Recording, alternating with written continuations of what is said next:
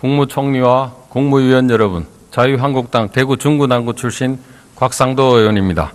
지난 1월 30일 국무총리는 장차관 워크숍에서 법무부는 대통령 업무보고에서 적폐청산 기조를 이어가겠다고 밝혔습니다. 금년에도 미래에 대한 비전은 안 보이고 과거에만 함몰되어 정치 보복에 집중하겠다는 것입니다. 법무부 장관 나와 주십시오.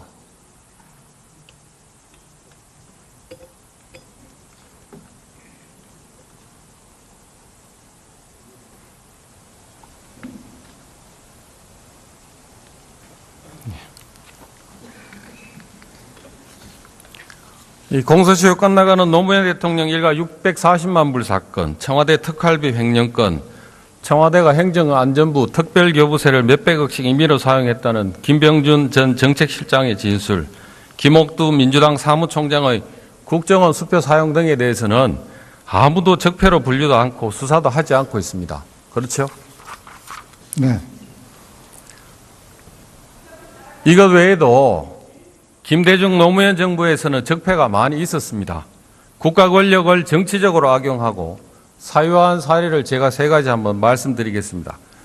첫째로 검찰이 바로 서야 나라가 바로 선다고 한 김대중 대통령이 검찰을 어떻게 바로 세웠는지 한번 보겠습니다.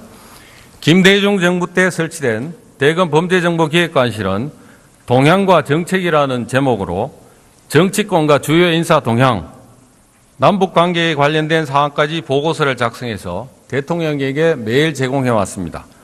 이 보고서는 15페이지 내외 분량으로 한 개 주제를 한 페이지에 담아냈는데 비중 있는 주제는 3페이지 분량으로 작성하기도 했습니다. 1년만 했다고 해도 엄청난 분량일 겁니다. 이런 내용에 대해 알고 계십니까, 장관님? 정확히 잘 알지 못하고 있습니다. 예.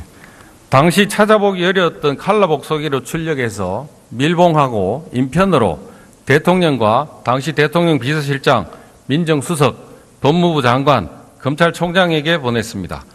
문건 곳곳에 넘버링을 찍어서 행여 이 보고서가 유출되었을 때 누구에게 보고된 보고서가 유출됐는지까지 알 수 있도록 했습니다.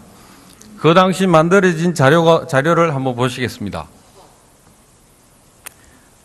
저 화면 보이시죠? 재벌개혁 20세기 마지막 수건 사업이랍니다. 김대중 대통령이 그해 8월 15일 경축사에서 재벌개혁 방안을 밝히자 삼성, 대우 등 재계와 조선중앙 등 언론 동향을 정리하고 재벌개혁 반드시 성취해서 경제정의를 이룩해야 한다 하는 내용 보고서를 김대중 대통령에게 전달했습니다. 또 대통령의 미국 방문 성과 등에 대해서 여론을 수집 보고했고 특별검사제 도입 방향을 건의했으며 김대중 정권 때 시도했던 동진 정책을 수행하자면은 선거구제를 소선거구제에서 중대선거구제로 바꿔야 한다는 노골적인 정치 개입도 마다하지 않았습니다. 민노총 방북 목적 위반 활동 탄력적 처리라는 보고서입니다. 조사하되 민노총 축구단이 방북해서 김일성 동상에 헌화하고 찬양한 데 대해서 조사하되 처벌은 신중하고 굳이 문제 삼을 것까지 없다는 이런 수사 지침까지 청와대에 보고하였습니다. 다음, 노무현 경남도 지부장 후원의 활성화 어려울 것이라는 보고서입니다. 유력 정치인의 후원금 동향도 보고했습니다. 민간인에 대한 강간 기소된 사항, 민사소송 동향에 대한 이런 정치적인 동향까지도 전부 조사해서 보고했습니다. 장관, 이게 검찰을 바로 세운 겁니까? 이런 것들은 정부 정책을 수립하고 집행하는 데 있어서 필요한 부분도 있다고 생각하고요. 선거구제도 대통령 정치하는데 필요합니까? 예, 이런 것은 이제 선거 개입이라든가 이런 것을 목적으로 했다고 보여지지는 않는데 제가 지금 당시 이 상황을 내용을 자세히 모르기 때문에 뭐라고 답변드리기가 좀 곤란합니다. 장관, 이명박 정부 때 총리실에서 민간인을 사찰한 내용이 이거보다 훨씬 약한 사항입니다. 또 지금 문제되고 있는 국정원 댓글 공작, 댓글 달았다는 겁니다. 선거구제 운의한 게 아닙니다. 이거보다 더한 일을 김대중 정부 때 검찰이 수행을 했습니다. 장관, 진상규명해서 밝혀주실 거죠? 범죄 혐의와 단서가 있다면은 검찰에서 수사 착수 여부를 판단할 거라고 생각합니다. 지금 진상 규명하고 있는 것도 많지 않습니까? 공소시효 지난 것도 진상 규명하고 있죠. 지금 현재 수사기관에서 아니 지금 진상 규명하고 있는 게 있지 않습니까? 어떤 것을 말씀하세요? 아니 진상 규명하고 있는 게 많이 있지 않습니까? 이거 외에도 이 정부 훨씬 전전 일도 조사하고 있잖아요. 조사하실 거죠? 어떤 것을 대상으로 말씀하시는지 이 정치 모르겠는데 사찰, 정치 개입 행위가 전부 범죄 행위였지 않습니까? 이 부분에 대한 진상을 분명히 밝혀 조사해야죠. 범죄 혐의가 있다고 그래서 바로 수사에 착수는 할 수는 없는 것이고 범죄 혐의가 수사기관의 입장에서 봤을 때 수사에 착수할 만한 그런 혐의가 있거나 아니면 공소시효가 지났는지 여부 이런 것들을 전체적으로 판단을 해서 수사기관에서 수사 착수 여부를 결정할 거라고 봅니다. 장관하고 여기서 논쟁할 사항은 아니니까요. 잠깐 들어가시고 총리 잠깐 나와주시죠.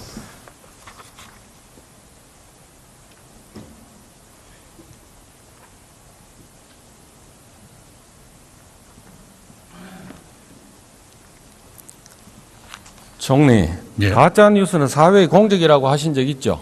네. 가짜 뉴스의 진상을 밝혀서 사회 혼란 막아야 되는 건 맞습니까? 네. 그런데 이 가짜 뉴스의 원조는 따로 있습니다. 2002년 12월 대선 때 이해창 후보 부인 한희동 여사가 기안건설로부터 10억 받았다는 언론 보도 알고 계십니까?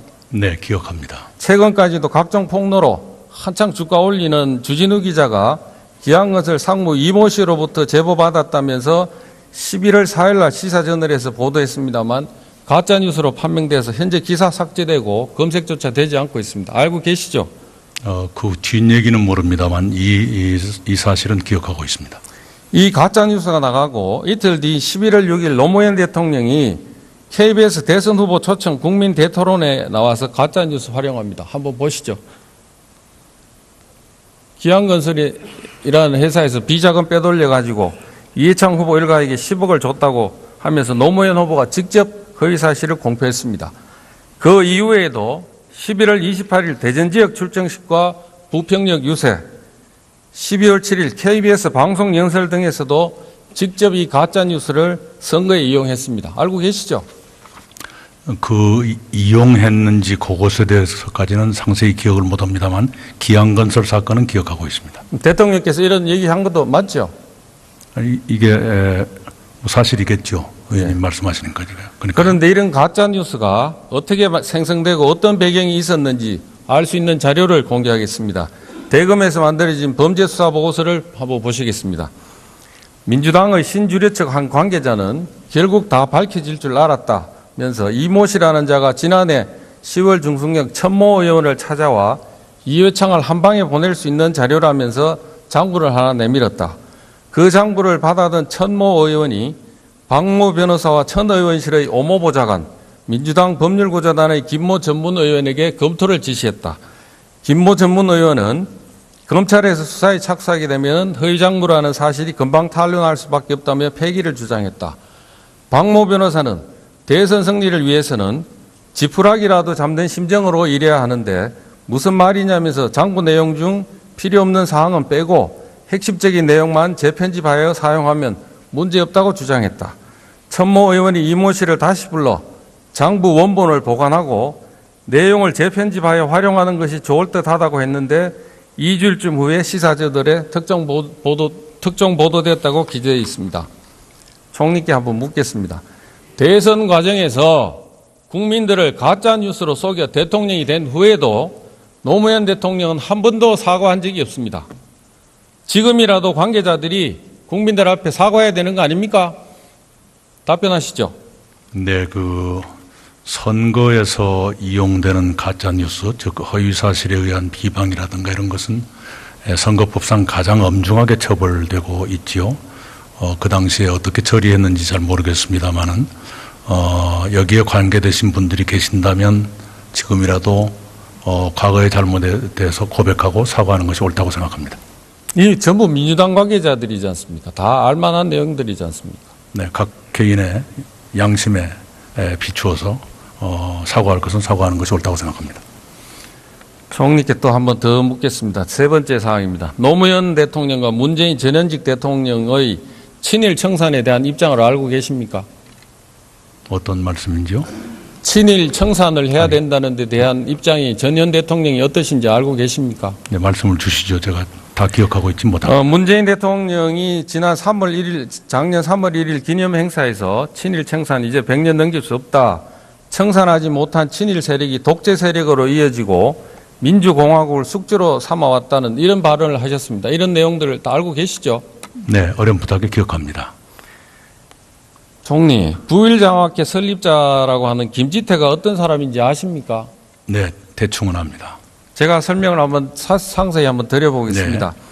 일제강점기 민족수탈기구였던 동양척식주식회사의 직원으로 입사해 그 공로로 2만 전답을 불화받아 사업체를 사들이고 부를 축적하고 적산기업이었던 아사히겐지 관리인을 맡은 뒤 전국 10대 재벌의 반열에 오른 인물입니다. 기억나십니까? 네, 이 사실은 제가 잘 몰랐습니다. 그럼 총리, 네, 이 노무현 대통령과 이 그 부일장학회 김지태의 특별한 인연에 대해서는 알고 계십니까? 잘 모릅니다. 노무현 대통령이 중고등학교 재학기간 내내 김지태의 장학금을 받아 학업을 마쳤다고 합니다. 자서전에서 김지태라는 사람에 대해서 나의 오늘은 그분이 디딤돌을 놓아준 셈이라고 표현까지 한 바 있습니다. 문제는 다음입니다. 노무현 대통령이 친일파를 청산해야 된다고 하더니 대통령이 된 후 김지태를 친일 행위자에서 제외시켜줬습니다. 그것뿐만이 아닙니다. 2007년 6월 6일 국무회의에서 김지태의 친일 재산을 유족들에게 돌려줄 방안을 검토하라고 지시해서 법무부는 소송 과정에서 국가 소유권을 적극 주장하지 않는 방식으로 돌려주는 방안을 검토하고 있다고 그렇게 보고했습니다. 이거 유착된 거 아닙니까? 네, 제가 진실을 알지 못하니까 함부로 말하기는 어렵습니다. 이 유착의 좀 더 깊은 이면이 있습니다. 김지태 유족들이 불법적인 소송을 했고 전현 대통령 두 분이 변호인으로서 관여를 했습니다. 노 전 대통령은 84년도 김지태 사후 그 유족들이 국가를 상대로 상속세 부과처분 취소소송을 제기했을 때 변호인으로 나섰습니다. 보이시죠? 네, 이 117억이라는 그에게 상속세를 모두 취소시키는 승소 판결을 끌어냈습니다. 3년 뒤인 87년 문재인 대통령도 김지태 유족들이 국가 상대로 제기한 법인세 취소소송 변호인으로 나서서 승소 판결을 이끌어냈습니다. 이 전현 대통령들이 제기한 상속세 소송에서 유족들이 김지태의 유서를 조작하고 승소하기 위한 수단으로 자백 간주 판결을 받아내고 송모 씨는 김지태의 처의 송모 씨는 위정한 것까지 드러났습니다.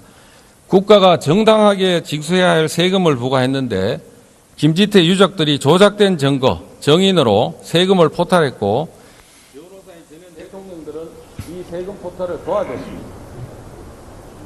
노무현, 문재인 두 대통령은 개인적인 인연 때문에 앞으로는 친일파 청산을 해야 한다고 주장하면서 뒤로는 친일 행위로 벌어들인 재산을 유족들에게 찾아주려고 갖가지 노력을 했습니다. 권력을 사적인 영역에 쓰기도 했습니다. 노무현 정권의 최순실이 김지태와 그 유족 아닙니까? 이거야말로 진상규명해야 될 적폐라고 생각합니다. 시간 관계상 답변은 생략하겠습니다.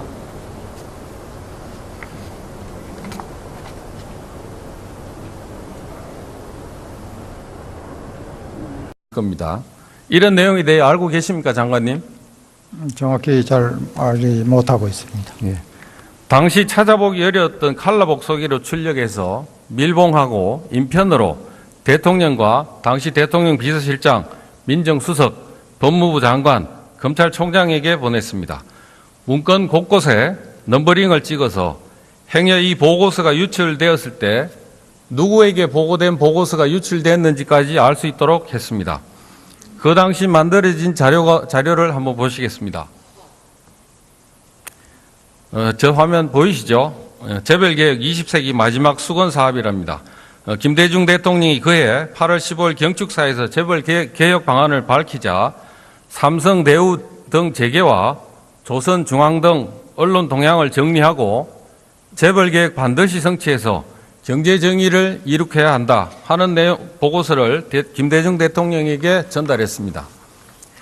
또 대통령의 미국 방문 성과 등에 대해서 여론을 수집 보고했고 특별검사제 도입 방향을 건의했으며 김대중 정권 때 시도했던 동진 정책을 수행하자면은 선거구제를 소선거구제에서 중대선거구제로 바꿔야 한다는 노골적인 정치 개입도 마다하지 않았습니다. 민노총 방북 목적 위반 활동 탄력적 처리라는 보고서입니다. 조사하되 민노총 축구단이 방북해서 김일성 동상에 헌화하고 찬양한 데 대해서 조사하되 처벌은 신중하고 굳이 문제 삼을 것까지 없다는 이런 수사 지침까지 청와대에 보고하였습니다. 다음, 노무현 경남도 지부장 후원의 활성화 어려울 것이라는 보고서입니다. 유력 정치인의 후원금 동향도 보고했습니다. 민간인에 대한 감gat 기소된 사항, 민사소송 국무총리와 국무위원 여러분, 자유한국당 대구 중구난구 출신 곽상도 의원입니다. 지난 1월 30일 국무총리는 장차관 워크숍에서 법무부는 대통령 업무보고에서 적폐청산 기조를 이어가겠다고 밝혔습니다.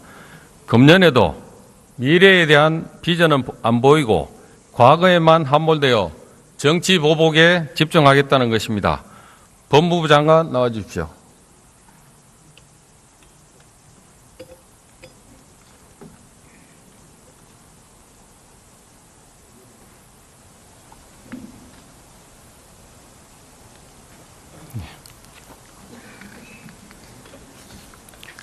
이 공소시효 끝나가는 노무현 대통령 일가 640만 불 사건, 청와대 특활비 횡령건, 청와대가 행정안전부 특별교부세를 몇백억씩 임의로 사용했다는 김병준 전 정책실장의 진술, 김옥두 민주당 사무 동향에 대한 이런 정치적인 동향까지도 전부 조사해서 보고했습니다. 장관, 이게 검찰을 바로 세운 겁니까? 이런 것들은 정부 정책을 수립하고 집행하는 데 있어서 필요한 부분도 있다고 생각하고요. 선거구제도 대통령 정치하는데 필요합니까? 예, 이런 것은 이제 선거 개입이라든가 이런 것을 목적으로 했다고 보여지지는 않는데 제가 지금 이 당시 이 상황을 내용을 자세히 모르기 때문에 뭐라고 답변드리기가 좀 곤란합니다. 장관, 이명박 정부 때 총리실에서 민간인을 사찰한 내용이 이거보다 훨씬 약한 사항입니다. 또 지금 문제되고 있는 국정원 댓글 공작, 댓글 달았다는 겁니다. 선거구제 운이한 게 아닙니다. 이거보다 더한 일을 김대중 정부 때 검찰이 수행을 했습니다. 장관, 진상규명해서 밝혀주실 거죠? 범죄 혐의와 총장의 국정원 수표 사용 등에 대해서는 아무도 적폐로 분류도 않고 수사도 하지 않고 있습니다. 그렇죠? 네. 이것 외에도 김대중 노무현 정부에서는 적폐가 많이 있었습니다. 국가 권력을 정치적으로 악용하고 사유한 사례를 제가 3가지 한번 말씀드리겠습니다. 첫째로 검찰이 바로 서야 나라가 바로 선다고 한 김대중 대통령이 검찰을 어떻게 바로 세웠는지 한번 보겠습니다. 김대중 정부 때 설치된 대검범죄정보기획관실은 동향과 정책이라는 제목으로 정치권과 주요 인사 동향, 남북관계에 관련된 사항까지 보고서를 작성해서 대통령에게 매일 제공해 왔습니다. 이 보고서는 15페이지 내외 분량으로 한 개 주제를 한 페이지에 담아냈는데 비중 있는 주제는 3페이지 분량으로 작성하기도 했습니다. 1년만 했다고 해도 엄청난 분량입니다.